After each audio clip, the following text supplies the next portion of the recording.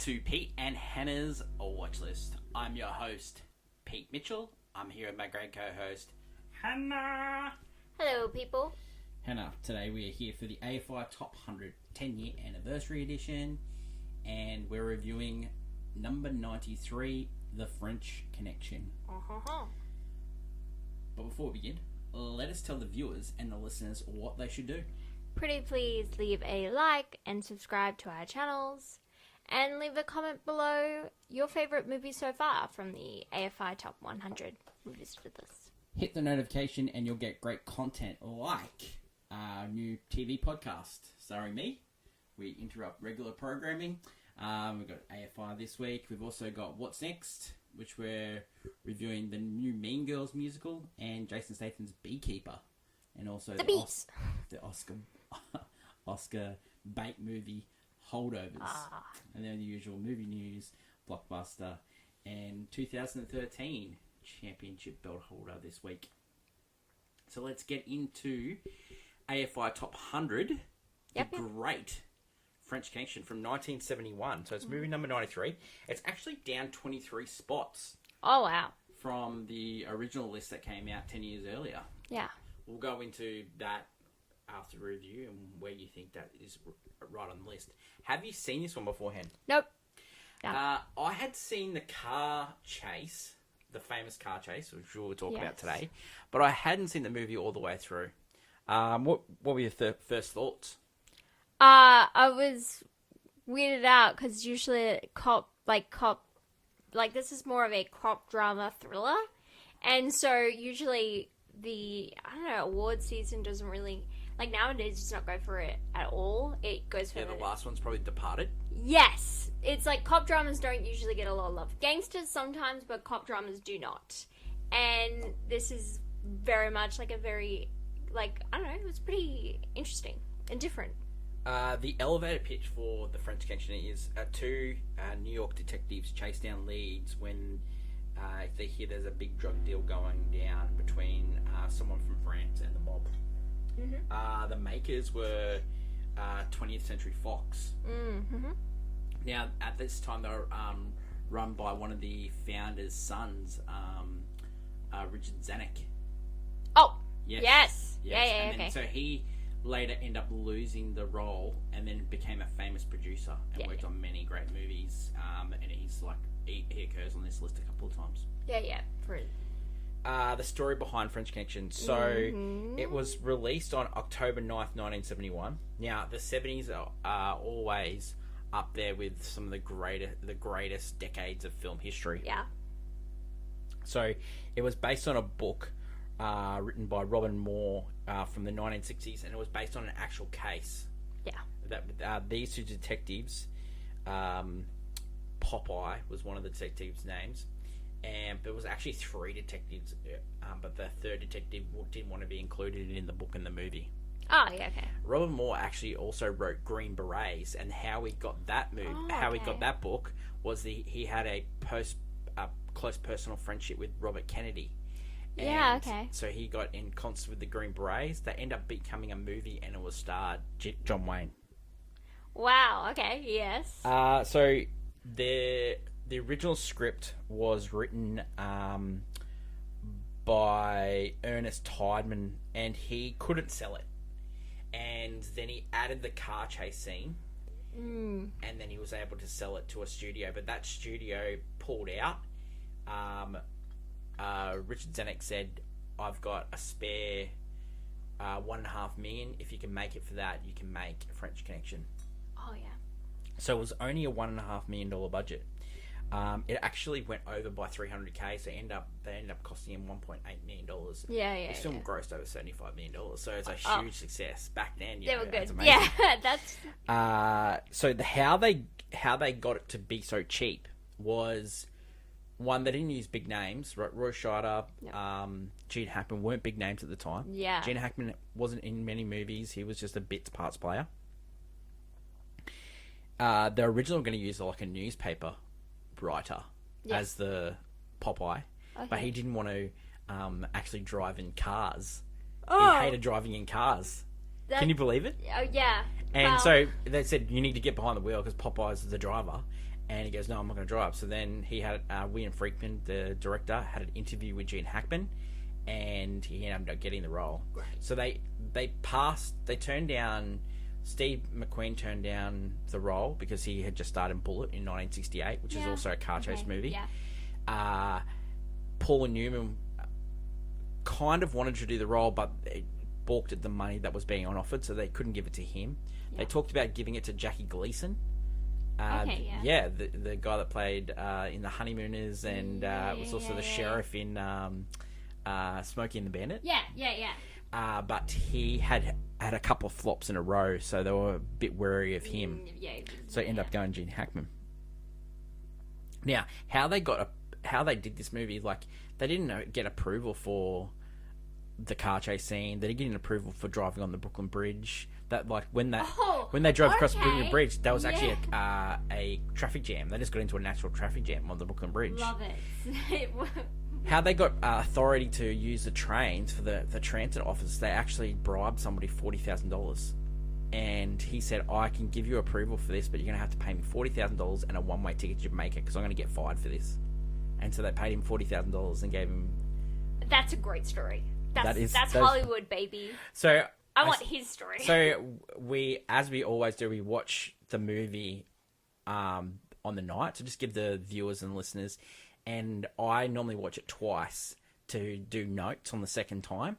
And then I said to Hannah just before taping today, I'm bringing it tonight. I've got some really good information. This movie has probably got the best information out of all the movies that we've done so far. Oh, really? You think, because last week we did Pulp Fiction, but the key thing is anniversaries of the film.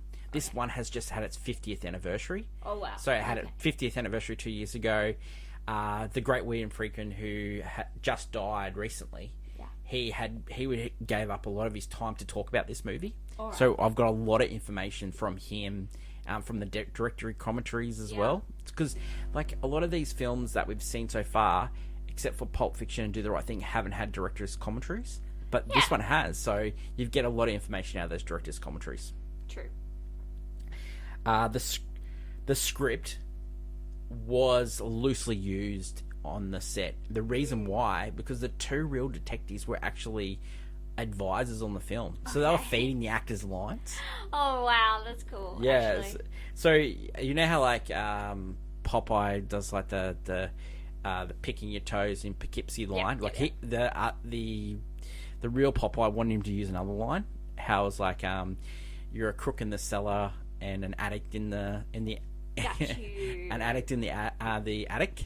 You know, so he the reason why he did those lines was sort of the good cop bad cop sort of routine, and it was to put the criminal off kilter, and so they actually think about their answers and they give, like, the real answer. That's what the theory behind it. It's mind games. So Popeye, the real Popeye, was trying to feed Hackman these lines throughout the filming. I love it. Hackman was like a real pro. He was like he wasn't a lover of the acting craft, and he was like a nice guy. He didn't want to do the racist stuff that Popeye does in this film. Which is true.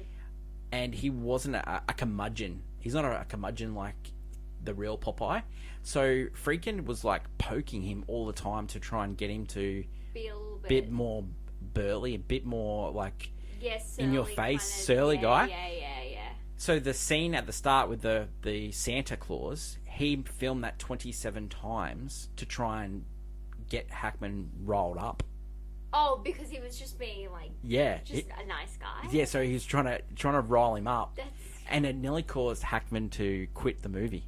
Wow. Okay, let's not do that. Yeah, and so he had to tone it down a little bit, but that's why, you know. So later versions of this movie, Friedkin, like, played with the way the movie looked. Yes. And the cinematographer, he hated that. So, you know, there's other versions of this movie where you can get, and it looks different to the original. When directing this movie, Howard Hawks was a big inspiration for William Friedkin. Yeah. He never used storyboards when making this movie, and he later said that he was so lucky, considering, like, all these cases they have now, like recently with Rust, the Alec Baldwin film that went bad. Oh yeah. He was so lucky because they didn't have any storyboards. He just told the camera operator to follow the car chase scenes, which we'll go in later, were just all filmed on real streets. Yeah. And it was protected by cops, off-duty cops, and friends of Popeye and Rosso. Wait, that's so cool. Like this film was like, it's like a film for and made by cops. Yeah. It's like that's. Yeah. Studio wanted the film to be called Popeye, and freaking said no, it has to be called French Connection. And later, the studio made a TV movie starring Ed O'Neill, who was at a Modern Family. It was called Popeye. Yeah. It was called No Popeye. confusion with the Sailor Man himself? No. Okay. Some like fake internet research, but the owner and the creator of Popeye's Chicken named it after this character, supposedly. Interesting. Weird. The body count on this film was 14 people, so 14 people died. Not in real life, but in the film. In the film, yes. The car chase scene, when you see that car chase scene, there's a scene where you actually see a poster that says 1971. So they filmed it in the year that it was actually released. Yeah, okay. So the quick turnaround. The guy that played the baddie was based on, he actually didn't go to jail. He actually didn't die. He actually went to jail for a short amount of time, but he was out after a year or so. Okay. The FBI agent that died, he didn't actually die. He was just hated by Popeye, and oh, got you. I just wanted some justice. My own. He just didn't like him. My own little revenge. You know, the movie can be what I want it to be. The police officers objected to the film where Gene Hackman can be seen shooting the suspect in the back. Which. They didn't like that, but the audience loved it. Yeah. Popeye also loved it. Yeah. Oh, I can understand it. No, it's justice, you know. It also took another 4 years for the cops because they get transferred at the end of this film. It takes 4 years further. We'll go into more stuff when it comes to like French Connection 2 when we talk about later in the movie. But yeah, that's all the research that we came up with. It's pretty good research. Yeah. You know, it's some of the best stuff that we've had so far. They're very interesting, weird details. Yeah, you don't get sometimes. Let's go into the director. Yeah. So William Friedkin, this was his first successful project. He also did The Exorcist. And he also did like movies like Jade, that was starring Nicolas Cage. He did like a fair few movies. He actually, the last movie that he did was a remake of The Caine Mutiny, which you can see on Paramount Plus at the moment. And he only died last year, so he was prolific in making film. He did TV as well. Yeah. And then he was big with teaching. He had like 9 reels that were cut from the film that he used to play to students to say these are the reasons why this movie was cut. So this was his like calling card. This movie, this and Exorcist. I would understand that. The producer was Philip D'Antonio. He also produced Bullet, so that was with the Steve McQueen connection. He didn't produce many movies after that. The writer Ernest Tiedemann, he died in the 80s, but his other project that he was really famous for was Shaft. Really? Yes. Wow. Yes, really.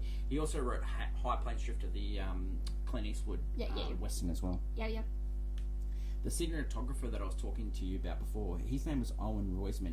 He was nominated a further 5 times for Best Cinematographer. Yeah. He's some of these movies that he was nominated for. Wide Earth with the Kevin Costner.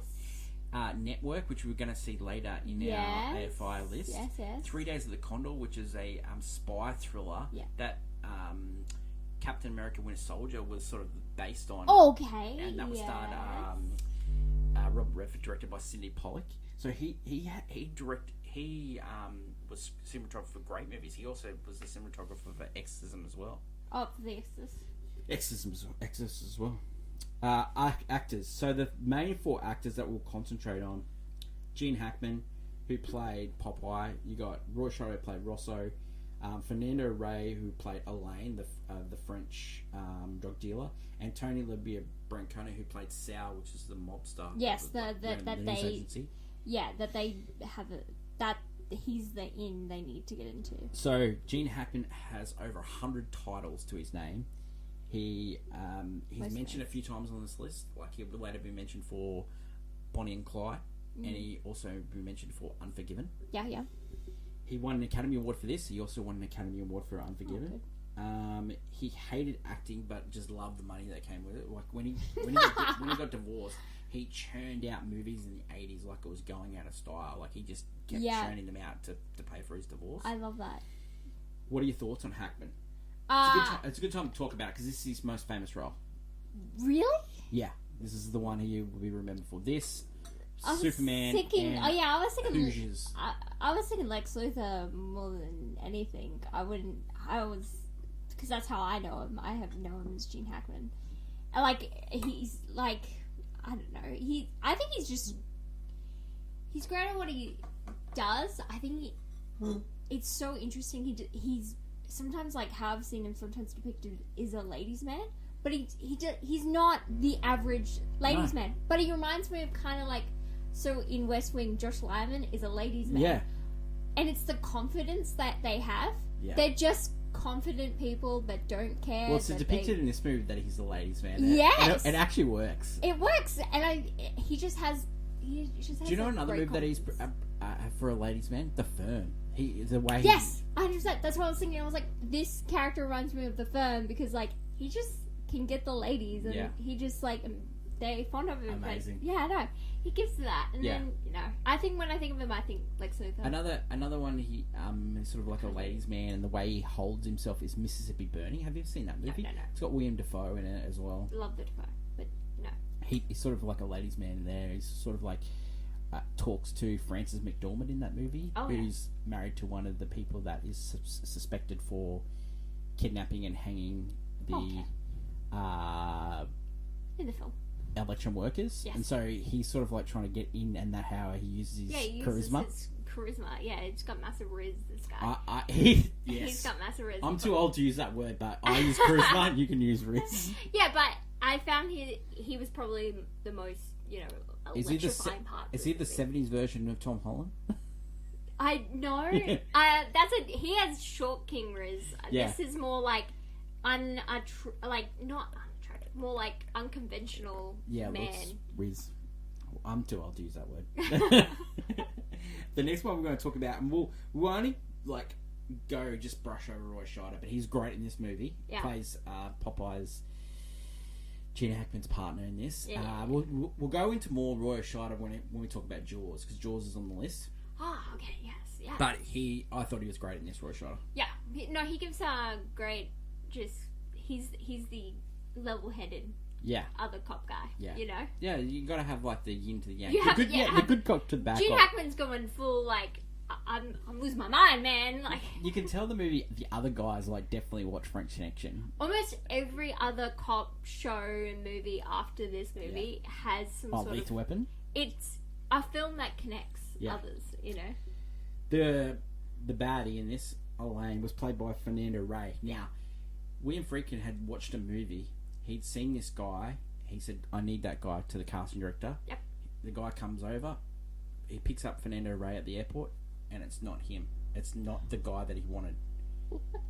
This guy, he doesn't speak a word of French. Fernando Rey. Yes. He's actually Spanish. Okay.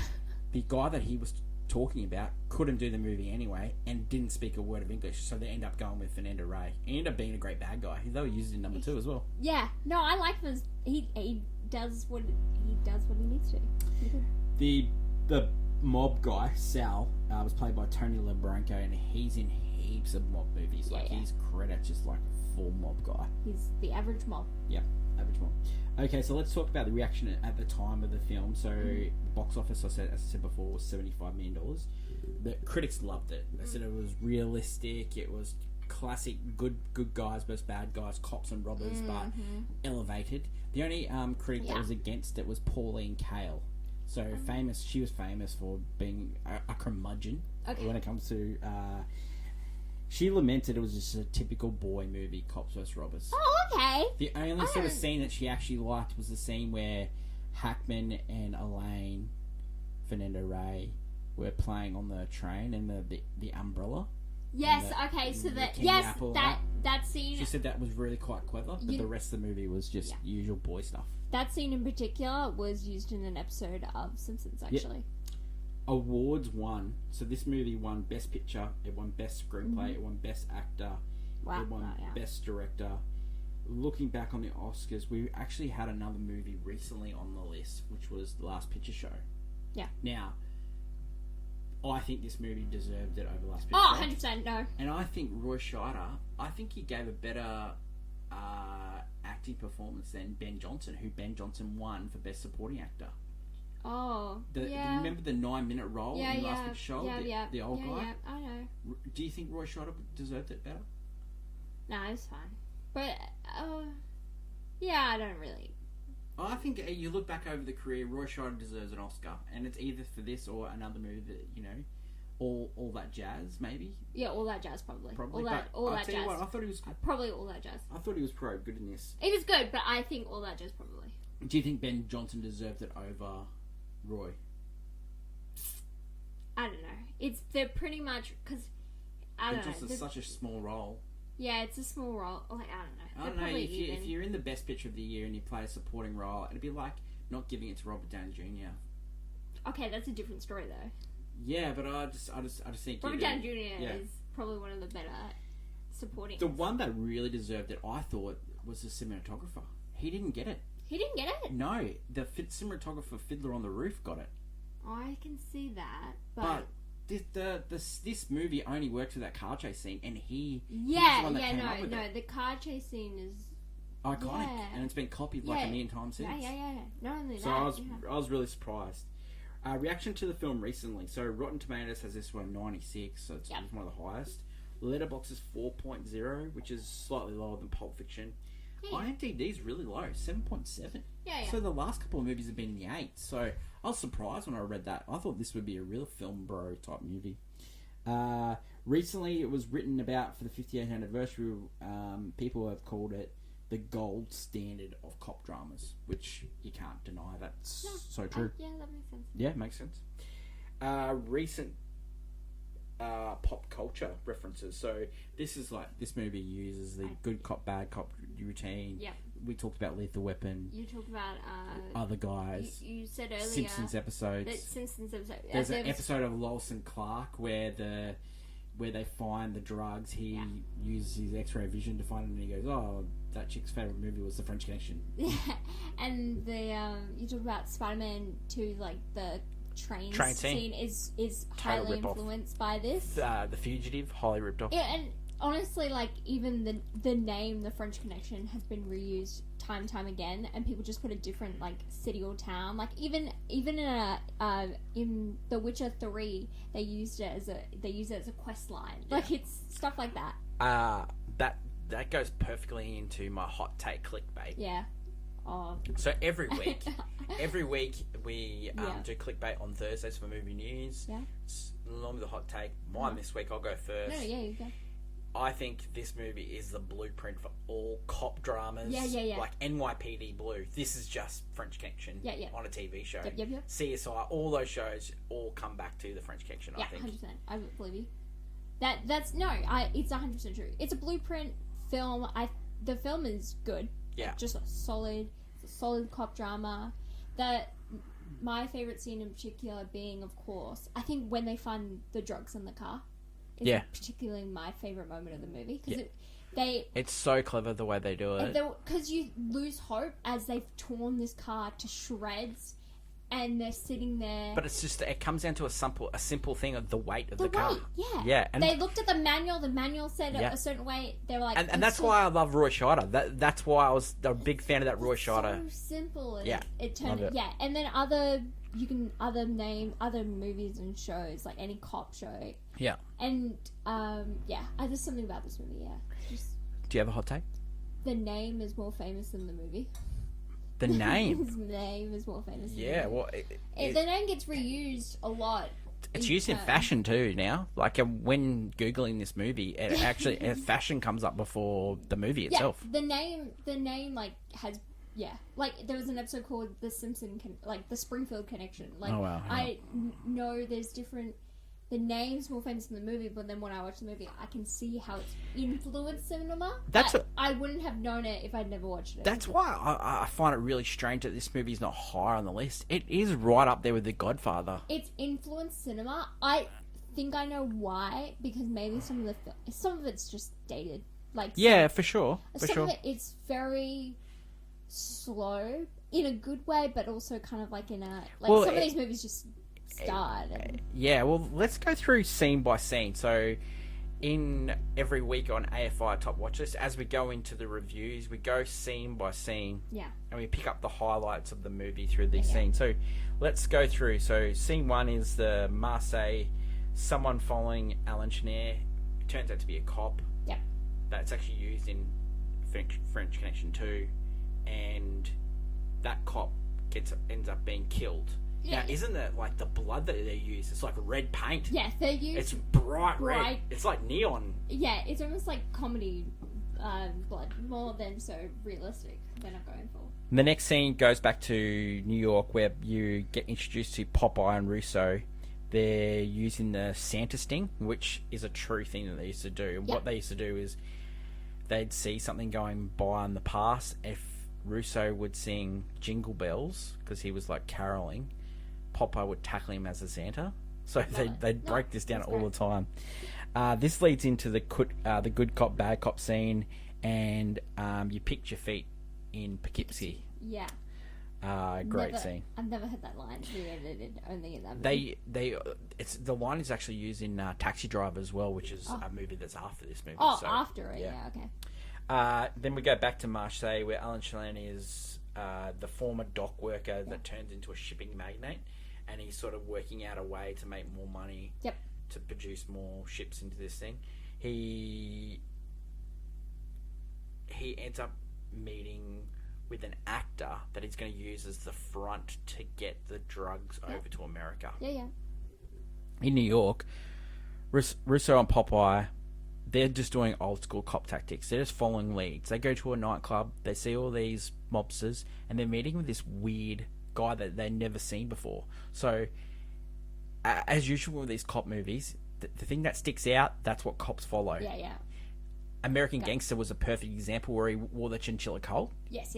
So they follow him, and it turns out he's just a humble news agent. So they go, well, this is just weird. So then they work really. So the next couple of scenes are all about getting they're getting the wiretaps, and then the wiretaps have to be approved by the FBI because the FBI got the money. The FBI hate Popeye because he's caused cops' deaths in the past. And Popeye hates the FBI. And also he's apparently he's had a lot of busts with narcotics, but he's also it's usually just like street kids or something that he's put in. When they're following the gangster, which turns out to be a news agent holder, you see where they're at the start, they haven't got the cane hat on the back, and they put the cane hat in the back of the car. Yeah. That's a signal by cops to say that we're oh, okay, cool. staking out a possible. The more you know. Yeah, possible witness or criminal. So we're going back. Elaine finally gets into America. He's trying to meet up with the mobster guys. Yeah, the connections and stuff. You see the scene where the actors sort of getting interviewed. They move the car off. The drugs are in the car. Yeah. And they use the car as transport for. So Popeye and Russo are trying to sort of track down these. They're taking turns into watching them, and really at this part of the movie, the music is really playing a big role. It's just playing one note, and it's getting higher, and the one note's being held, and then it goes higher on the register. It builds attention. Yeah, and also Popeye himself is becoming a lot more invested in this case, and as he does, he starts to slowly kind of. Well, because no one believes in him. Yeah, they all think he's crazy. They think he's just like I just do what he says. Yeah, he's a good partner. He's just trying to back him up, but he thinks this is the biggest case ever, and everyone else saying this is just nickels and dime stuff. Yeah. But that's all he's done in the past. So. It gets to a scene where they go with the mobster and Elaine. they test the drugs. Now, in that scene, they actually use real heroin. Do they really? Yeah, it's by the director in the director's cut, director's commentary I watched. He said that use They real actually heroin. like it. Of course they do. Yeah. It's heroin. Yeah, it's crack cocaine, buddy. I know. I swapped it out. I'm a very French connection. Thank you very much.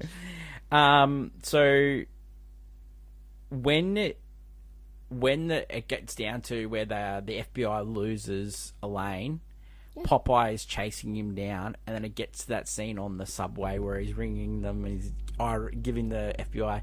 Then you get that great scene that Pauline Kael loved with the umbrella.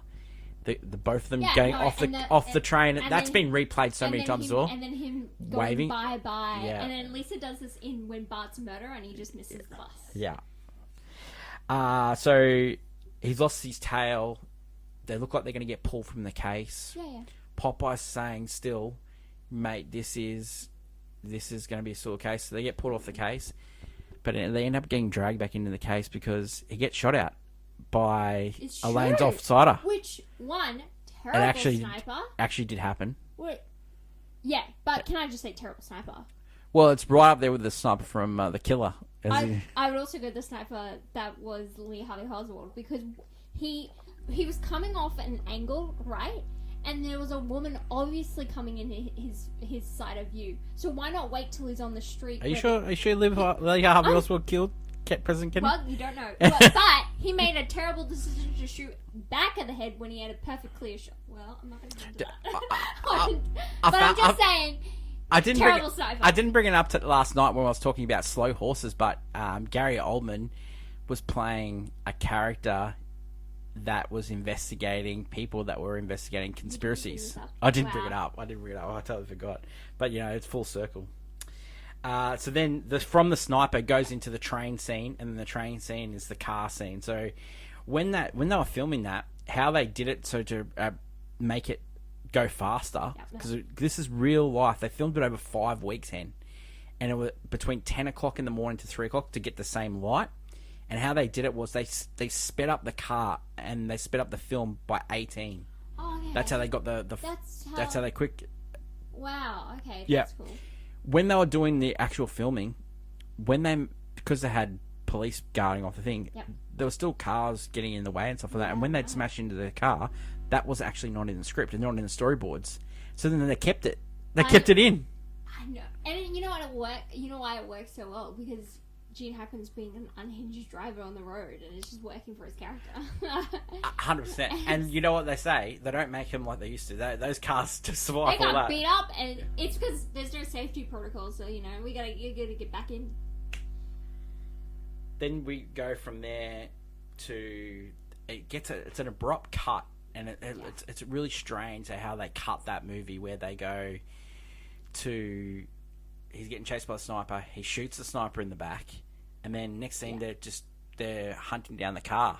I will say, like there was no exposition. Hey, what are you doing? You can't just blah blah blah. He's still gone. Do you know how much damage you caused? Yeah. Or what? There wasn't like that classic tear down by the chief in this movie. No. 100%.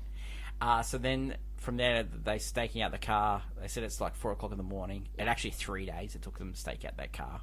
Someone tries to steal the car. They go and stop it. They think it's the crooks, but it actually turns out. So then they take the car back to the depot, and that's when you find the great scene where they find the drugs in there. Where they find the drugs. It's just a great scene. Gene Hackman's losing it because he knows something's up. The guy that's pulling the car apart, he's not happy with Russo and Popeye. Yeah, and then he's like, I've done everything except this one thing. And then they're like, well, why have you done it? And then, it's funny. It's funny how it works out. Then we go into the shootout at the end. The guy actually didn't die in real life. The FBI agent didn't die in real life. About. And then it's the abrupt cut, and you hear a shot. I love and that. Everyone loved the way that it was done. I love that. But look at the other than the fact that the two guys didn't die. But the people got off lightly. Like the most someone got was 4 years, and that was the actor that had nothing to do with it, but he got 4 years. Everyone else got a year, and that just goes to show because the drugs end up going missing. which is crazy. It just shows that the corruption in the police at the time, and Yeah, because what was it? It's not in this one. It's in the second one. How he talks about how he got away. Well, in the second one he says that he got. But the second one's made up. It's not real. I know, but if for the movie circumstances, it but says in real life, that's how he got away. Because he paid off the police force. So in real life, he ended up getting captured in Marseille. They tried to extradite him back, but he died in jail. Oh. Popeye went over there with Russo, and they tried to get him. Yeah, they tried to get him back to try and extradite him, but all the other stuff. But let's talk about number 2. It's a good time to talk about number 2. Yeah. So it's a sequel to this film. Sequel to this film, made 4 years after. It wasn't made by William Friedkin. He didn't want to do the movie. He actually wanted to focus on the drugs getting stolen. Nothing to do with them going over there. Spin-off. But he actually wrote an 8-page letter back to back to Frankenheimer, who directed number 2, and said, "Don't do this. You know, number 1's a classic, basically. Oh, don't ruin it. Don't ruin it." But number 2, there's a scene where Popeye gets addicted to heroin. Yeah. And they make him go cold turkey, and it's a good 30 minutes of the movie of just Gene Hackman acting pants off everyone. Wow. Yeah. I can't believe he didn't get nominated for an Oscar for that. It was amazing. I mean, I understand because the whole film it gets out of hand quick. Another thing that Popeye commits several crimes in that movie, and this one, but in the second one he burns the place down. He can get away with it because there's. Well, in the second one, he's not even a cop over there, and he goes over and he burns the place down, and he kills multiple people. The kill count in number 2 is probably way more than number 1. Oh, 100%. And he just does not give a damn. So the real guy, the real bad guy, Alain, his name was Jean. He was a good friend of Charles de Gaulle, which is the president of France. Oh. And he actually fought in the Great War with him. Oh. So Friedkin said it would have been great to do a movie about him, the corruption, and also the drugs going missing. That was the two. So things he wanted to do. really delve into the corruption of drugs rather than so much the good cop sort of thing. Let's go over to our usual reasons to, reasons not to. So reasons to, I'd go Hackman, the car chase, them finding the drugs. Yeah, they're the main reasons too. Do you have any other reasons too? I think if you were wondering where cop dramas come from, it is this movie. Yeah. Reasons not to, there's a lot of racism in this movie. There is. And Friedkin said that, Popeye used to do that, but as a tactic. But I don't know. I think it could have been, yeah. He was saying it's slang. It would be like racist slang, but it's it's slang at that time, and it's Popeye, the real Popeye, was actually in the movie. He played the captain, which is cool. He ended up becoming an actor after this movie. That's cute. He actually lost his pension and then fought to get his pension back. So he was an actor and he kept his pension. Like cops and robbers. Yeah, if you're tired of that sort of trope. Like, the recent movies have actually brought this down because they've copied it so much. So yeah, and they've done if you saw this back in 1971, you would have went, "Oh, this movie is fantastic." Yeah, no, it's incredible. It's incredible. Reasons too. It's just Popeye reasons not to. Popeye shooting the FBI agent. It didn't need to be happening. I don't know. Do you think it's funny? It's not just funny. It's not funny, but it shows that Popeye just didn't care anymore. Yeah. It was about the justice, and it's similar to. So, do you know RoboCop's story about how? So they talked about how they brought actual cops because they were thinking about how to, because RoboCop, is just, he's a robot cop who's killing everyone in his path basically at one point. And cops loved it. They wanted to keep it just how it was because they wanted justice just as much. Sometimes you can't get justice, and so it's good to see it on screen. The red paint as blood. I think that lets the movie down too. That's just because he did a movie where he did a horror movie, I guess. Well, the horror movie was after that. The horror movie was after that? Yeah, Maybe he was just... It was in his blood. He goes this movie, then Exorcism. It was in his blood. Then. Well, what if Toofer? Like, he's just gone back to back huge blockbusters. 2 classics. And two movies that actually, define the best cop drama and probably the best horror movie. They define their genres, yeah. Define. Does this movie deserve to be on the list 10? Yeah, I can see why. Because the blueprint for cop dramas. Does it always be higher? I don't know. I think it does. I think the last couple of weeks with Do the Right Thing, Pulp Fiction, and this movie, I think they all deserve to be They higher. all. I say yes now because I'm thinking about it because I think the later films are all going to be the exact same with like just people being upset with their lives. Yeah. This is just like a story. Yeah. Backups trying to get you to do this. I think the last 2 Different, weeks have been unique. so good. Would you buy it on Blu-ray? I would. Yeah, I think it's And I'd definitely watch this again. Yeah. rating for this one. What are you going to give it? I think it's a banger.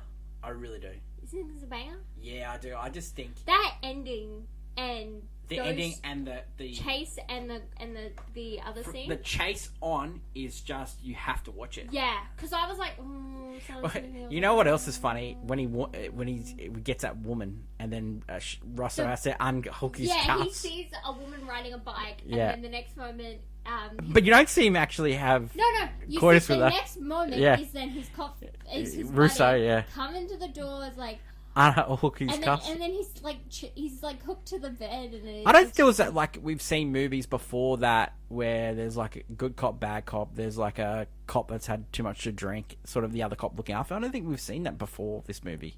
No, I would say it's also like he's not a bad cop by any means. He has a good heart to him. I don't think it depends on the choice. Next week, Yeah. we're going to do Goodfellas, number 92. Oh wow! So that should be good. Talk about So don't forget to leave good feedback, good and bad, yes. and we'll put the best ones on the show. Last week's feedback was that you were right. They should have kept it in the movie. I was wrong. That the linear. 100%. You were right. So So that I could watch the beginning, have a nap, come back, and it's good again. Like, well, Hannah, once again, you're always right. Thanks for today. I really enjoyed that. It was a highly enjoyable movie, Yeah. and We had a twofer with the French Connection 1 and 2. and we watched number 2 just to give us watching 3 French Connections. If you're back to back wondering was if quite it's good. a satisfying ending, watch 2. Nah, just stick to 1. Yeah, stick to 1. 2 is like if you're that invested in this story. 2 if you like Gene Hackman just cooking. Yeah, Is- yeah. He cooks with fire in this movie.